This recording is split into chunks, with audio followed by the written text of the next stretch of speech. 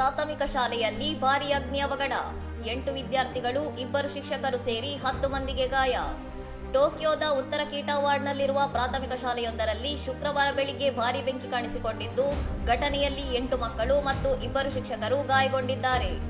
ಬೆಳಿಗ್ಗೆ 10:58ರ ಸುಮಾರಿಗೆ ಶಾಲೆಗೆ ಬೆಂಕಿ ತಗುಲಿದ ಬಗ್ಗೆ ಮಾಹಿತಿ ಲಭ್ಯವಾಗುತ್ತಿದ್ದಂತೆ ಡಜನ್ ಗಟ್ಟಲೆ ಅಗ್ನಿಶಾಮಕ ಸಿಬ್ಬಂದಿ ಸ್ಥಳಕ್ಕೆ ಧಾವಿಸಿ ಕಾರ್ಯಾಚರಣೆ ನಡೆಸಿದ್ದಾರೆ.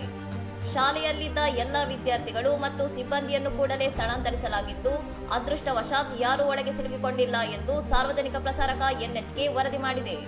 ಗಾಯಗೊಂಡವರನ್ನು ತಕ್ಷಣವೇ ಸಮೀಪದ ಆಸ್ಪತ್ರೆಗಳಿಗೆ ದಾಖಲಿಸಲಾಗಿದ್ದು, ಅವರಿಗೆ ಸೂಕ್ತ ಚಿಕಿತ್ಸೆ ನೀಡಲಾಗುತ್ತಿದೆ.